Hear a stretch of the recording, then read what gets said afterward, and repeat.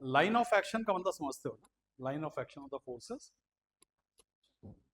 जिस भी डायरेक्शन या लाइन से अगर हम किसी चीज को, if we are presenting anything, representing anything, so we always have line of action. जैसे अगर we have the we find on the upper surface, ठीक है, on the upper surface this is the resultant force, lower surface. अब ये इसका मतलब समझ रहे हो, ये सब छोड़ो, ये भूल जाओ. अब एरो वेरो का तुमको बता दिया है, अब उसका कोई लेना देना है नहीं. तो सिर्फ तुम्हें ये बताना था कि इसका मतलब क्या है, कि अवे फ्रॉम सरफेस, तो you should know what does it mean, not more than that. Nobody will ask this. अब ये तो प्रेशर बता रहा है तुम्हें, बट यहां देखो फोर्स लिखा हुआ, upper surface force, lower surface force. Force की बात हो रही. फोर्स में मतलब जो एरोडायनामिक फोर्स था उसका वो वाला पार्ट जो ऊपर लग रहा है, लिफ्ट फोर्स. अच्छा, ये कैसे लगता है? देखो, अपर सरफेस पे प्रेशर रिड्यूस है, कम है ना, लोअर सरफेस पे प्रेशर ज्यादा है. तो लोअर सरफेस का प्रेशर किधर पुश करेगा? ऊपर. और अपर सरफेस का प्रेशर किधर पुश करेगा? नीचे. तो ये है अपर सरफेस का फोर्स, और ये है लोअर सरफेस का फोर्स. यानी फोर्स बाय दिस प्रेशर, ये force by upper surface pressure, ये कम है, ये ज्यादा है. टोटल रिजल्टेंट क्या है? ज्यादा है. ठीक है. अब इसमें एक चीज और देखो जॉसी, कि एक लाइन ऑफ एक्शन ये है, एक लाइन ऑफ एक्शन ये है, तो ये दोनों मिलके क्या करेगा? विंग को, लेकिन विंग ट्विस्ट नहीं होगा, because you have enough spar, ribs, blah blah, बहुत सारा स्ट्रेंथ दे रखा है, तो ट्विस्ट नहीं होगा. बट फाइनली इसके वो तो स्ट्रक्चर संभाल लेगा, बट फाइनल रिजल्टेंट क्या मिलेगा? इसका और इसका रिजल्टेंट ऊपर उठा देगा, ऊपर उठाएगा, बट विंग हमेशा ट्विस्टिंग मोमेंट फील करता रहेगा. ऐसे है, ऐसे है, ये ऐसा कि उठा तो रहा है लेकिन साथ साथ ऐसे कर रहा है, बट ऐसे हो नहीं रहा है, बट लगा हुआ है. तो एक मोमेंट ऐसा है जो इसको इधर कर रहा है, इधर कर रहा है, बट ये हो नहीं रहा है because of strength of the wing. तो मीन्स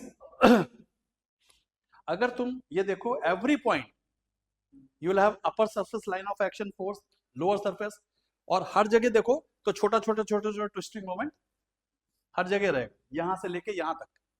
और फाइनली एक रिजल्टेंट क्या होगा? ये इनके लाइन ऑफ एक्शन अलग अलग हैं इसलिए करेगा, बट होगा नहीं because wing has enough strength, और वो आपको दिखेगा नहीं. ये क्या करेगा? फाइनली ये दोनों का जो होगा फाइनल रिजल्टेंट, ये इसको उठा देगा, और उठाने के साथ साथ ये हमेशा इसको ट्विस्ट करेगा, बट ये होगा, but twisting moment will always be.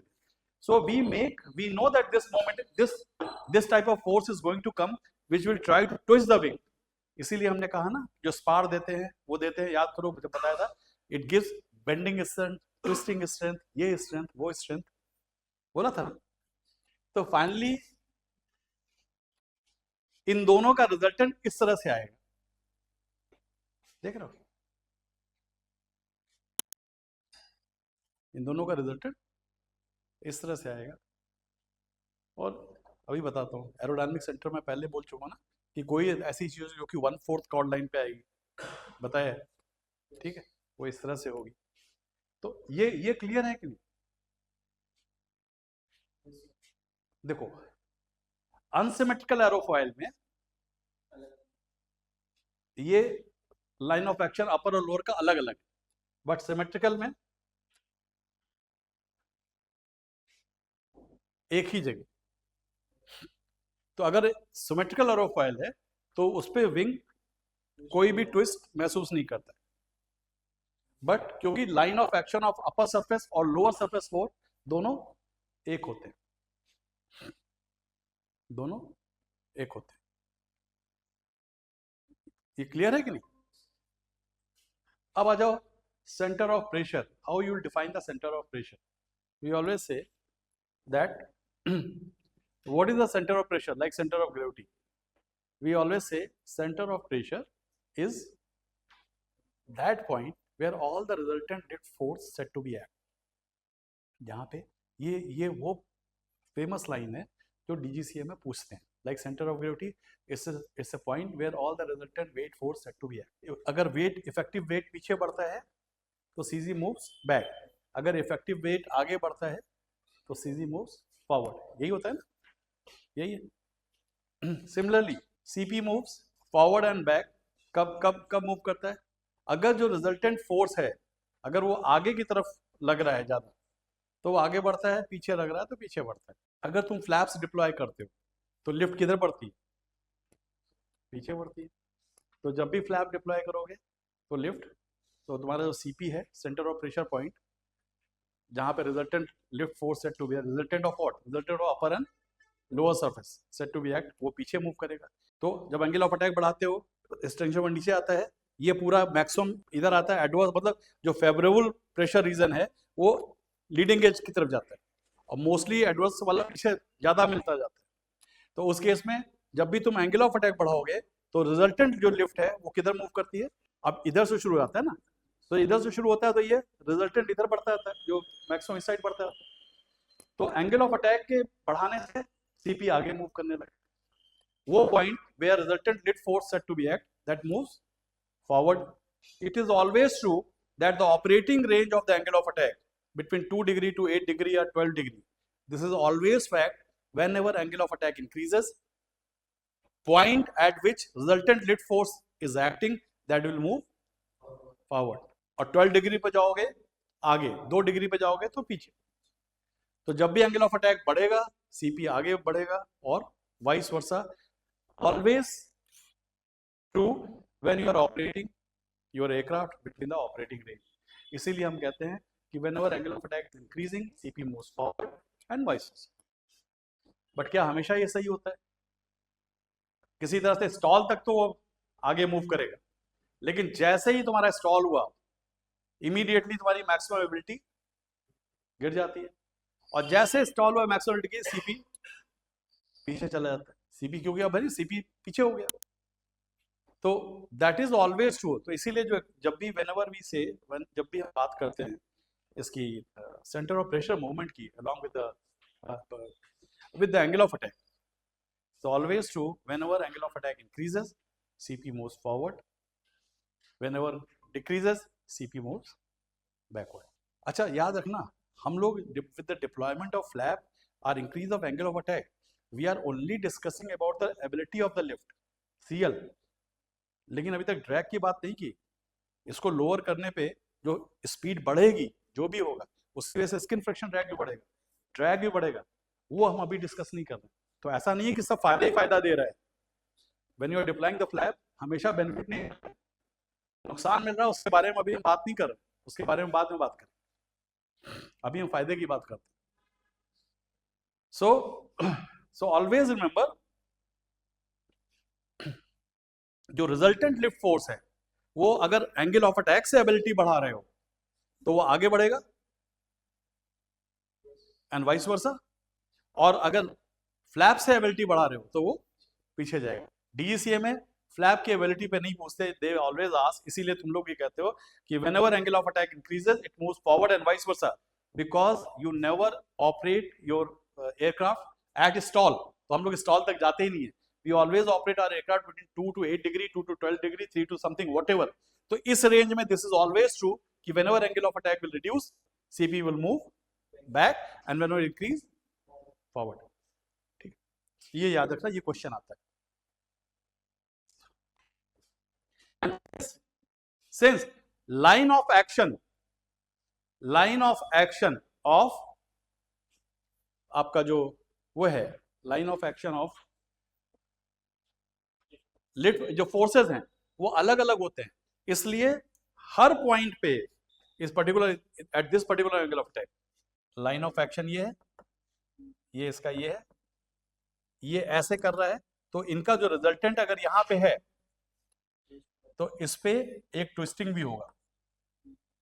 अगर ये रिजल्टेंट ऐसे लग रहा है तो एक साथ में ट्विस्टिंग मोमेंट भी होगा। इसी तरह से देखो, ये जरा सा और आगे हल्का सा एंगल ऑफ अटैक बढ़ा, देख रहे हो, हल्का सा देखा, तो ये आगे बढ़ा, ये ऐसे आया, फाइनली ये जो रिजल्टेंट है ये आगे आ गया ऐसे।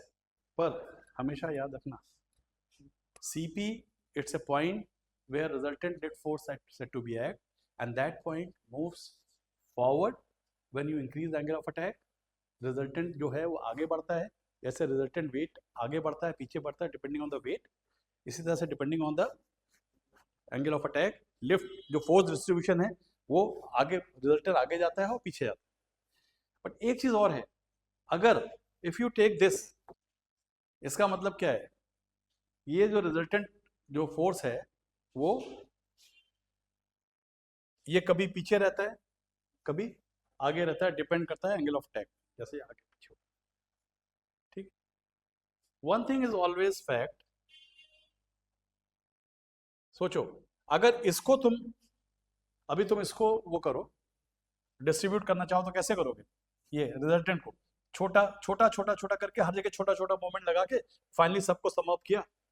भाई how you get the resultant, इधर you get the resultant moment और दोनों का रिजल्टेंट, या उसको तुम you can distribute at each and every point small small, है कि नहीं, होता है कि नहीं होता भाई, या तो हमें सबका रिजल्टेंट 10 मिल गया और या हर जगह में 1 2 4 5 करके उसको 10 के बराबर बांटते हैं, ये कहते हैं रिजल्टेंट क्या होता है, ये नाक है ये कान है ये पैर है, सबका रिजल्टेंट वेट है। उस तरह से यहाँ पे कुछ नीचे था कुछ ऊपर था, कुछ नीचे था कुछ ऊपर था, कुछ नीचे था कुछ ऊपर था, सबका रिजल्टेंट लिया ऊपर और सबका मोमेंट का लिया एक जगह लगा दिया, ये रिजल्टेंट हो गया साहब, जो पूरे विंग पे ये मान के चल रहा है ये कर रहा है। ठीक है, बट इसमें एक चीज जो सबसे बड़ी है वो ये है, जैसे ये at different different angle of attack, suppose यहां पे है, in this case if we say this, इसका मतलब ये है कि ये नीचे वाले उससे छोटा छोटा छोटा छोटा छोटा छोटा इन सब का है ना, इसी तरह से ये छोटा छोटा जो भी है इन सब का रिजल्टेंट ये, और इन सब के साथ सबके लाइन ऑफ एक्शन में कुछ कुछ वो है तो छोटा छोटा मोमेंट सब में लगा होगा, और उसका छोटा सबका मोमेंट मिला के फाइनली जो हमें मिल रहा है एक ऐसे एक ऐसे। ठीक है, हर पॉइंट पे। तो ये जो रिजल्टेंट हम दिखा रहे हैं ये सेंटर ऑफ प्रेशर पॉइंट नहीं है, ये सेंटर पर, इसमें एक चीज और देखी गई कि centre of pressure is that point where all the resultant net force set to be act. ठीक है, और साथ साथ अगर हर वो ले लें तो सबके साथ मोमेंट है, बट सेंटर ऑफ प्रेशर में एक चीज और है कि दैट पर्टिकुलर पॉइंट जहां पे रिजल्टेंट लिफ्ट पूरी एक्ट कर रही है वहां पे हर जगह तो मोमेंट होगा, लेकिन उस पर्टिकुलर पॉइंट पे जो मोमेंट होगा वो जीरो होगा, मतलब ये मोमेंट उस पर बाकी हर जगह होगा और उन सब का रिजल्टेंट ऐसे दिखाई पड़ेगा, लेकिन उस पर्टिकुलर पॉइंट पे मोमेंट, मतलब जब हम ले रहे हैं तो एक पॉइंट ऐसा है सेंटर ऑफ प्रेशर जहां पे अगर उस पर्टिकुलर पॉइंट का देखें तो उस पर ट्विस्टिंग मोमेंट जीरो होता है, वहां पे और हर जगह रहता है बट उस पर ट्विस्टिंग मोमेंट जीरो होता है। ठीक है, तो ये भी एक डिफिनेशन कहते हैं ये, क्योंकि उस जगह पे जो आपका है वो मोमेंट है ही नहीं, उस पर्टिकुलर पॉइंट पे कोई ट्विस्टिंग है ही नहीं, सिर्फ रिजल्टेंट वर्टिकल फोर्स ही मिल रहा है। अगर सारा डिस्ट्रीब्यूट कर दो तो एक ऐसा पॉइंट, उसको एक ये भी डेफिनेशन है कि सेंटर ऑफ प्रेशर वो पॉइंट होता है जहां पर ट्विस्टिंग मोमेंट जीरो होता है, और हर जगह होता है बट उस जगह जीरो होता है। और एक पॉइंट ऐसा भी है, एक पॉइंट ऐसा भी है, और ये ट्विस्टिंग मोमेंट और ये फोर्सेस ये चेंज होते रहते हैं एंगल ऑफ अटैक के साथ। ठीक है, चेंज होते हैं, बट एक पॉइंट ऐसा भी होता है जहां पे किसी भी एंगल ऑफ अटैक पे चले जाओ, लिफ्ट वगैरह का वो बढ़ेगा घटेगा बट ट्विस्टिंग मोमेंट चेंज नहीं होता, वो कांस्टेंट होता है। कहने का मतलब ये है कि जब हमने लिफ्ट का लिया, अपर और लोअर सरफेस को छोटे छोटे लिफ्ट फोर्स हैं उनको हमने हर जगह पे किया, तो हर जगह पे at each and every point. Suppose ये है, ये हमारा ये यहाँ पे अपर सरफेस का ये है, लोअर सरफेस ये, अपर सरफेस ये है, लोअर सरफेस ये है, मीन्स इसका लाइन ऑफ एक्शन, इसका लाइन ऑफ एक्शन, ये कॉर्ड लाइन ऐसा है। तो यहाँ पे जो रिजल्टेंट है इन दोनों का ऐसे मिला और साथ में ट्विस्टिंग मोमेंट मिला, यहाँ पे इनका रिजल्टेंट ऐसे मिला और साथ में ट्विस्टिंग मोमेंट मिला। बट जहां पे resultant lift force set to be act है, उस पर्टिकुलर जगह पे जो फोर्स है वो एक ही लाइन पे ऊपर नीचे, वहां पे कोई ट्विस्टिंग है ही नहीं, जीरो है, और उसके अलावा हर जगह। और ये पॉइंट है when ever CP moves forward it moves, when ever angle of attack increases it moves forward. And ये पॉसिबल है कि नहीं कि हर जगह हो रहा है, एक पॉइंट ऐसा है जहां पे रिजल्टेंट एक्ट कर रहा है, जहां पे हम रिजल्टेंट ले रहे हैं अपर और लोअर सरफेस का, वहां पे इससे कंफ्यूज मत हो, ये दूसरी चीज ये। और इसके अलावा कहीं भी जाओगे हर जगह, तो centre of pressure is a point, centre of pressure is a point where all the resultant lift force set to be act, और उस पॉइंट पे लाइन ऑफ एक्शन अपर और लोअर जहां पे रिजल्टेंट ले रहे हैं, वहां पे लाइन ऑफ एक्शन होगा एक होता है, तो वहां पे ट्विस्टिंग मोमेंट नहीं होता, बाकी हर जगह होता है। ठीक है। और एक पॉइंट ऐसा होता है, इनमें से एक पॉइंट ऐसा होता है, इस पूरे उसमें एक पॉइंट ऐसा होता है, अगर वहां पे हम रिजल्टेंट लेते हैं तो वहां पे with the angle of attack everywhere this moment is changing, जैसे करते हैं लाइन चेंज होता है। बट एक पॉइंट एयरक्राफ्ट के विंग में ऐसा है जहां किसी भी एंगल ऑफ अटैक पे अपर लोअर सरफेस ये सब चेंज हो जाएगा, जो भी होगा, बट ये ट्विस्टिंग मोमेंट हमेशा कांस्टेंट रहेगा, ये ट्विस्टिंग मोमेंट हमेशा कांस्टेंट रहेगा, और वो 1/4 कॉर्ड लाइन पे होगा, जो मैंने तुम्हें बताया पहले बताया, वो होता है aerodynamic centre. It varies only from 23% of chord to 27%, 25%, यानी from leading edge to trailing edge everywhere you have upper force, lower force, और उनकी वजह से एक twisting moment, because line of action दोनों की अलग अलग है, तो ट्विस्टिंग फोर्स हर जगह रहता है।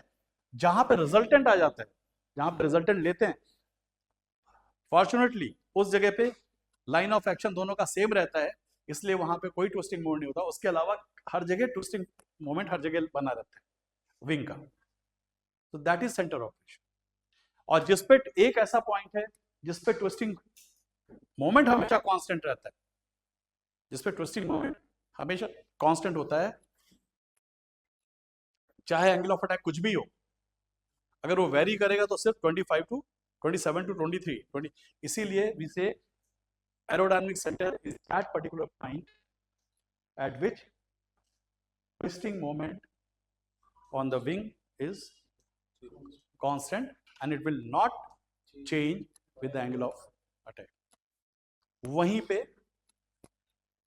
रहेगा, उसी जगह रहेगा। और इस यही एरोडायनामिक फोर्स है, यही एरोडायनामिक सेंटर है जिसके अबाउट हम सारे कैलकुलेशन करते हैं। That's why we are measuring the sweep back angle and other things from 1/4 chord line. ठीक।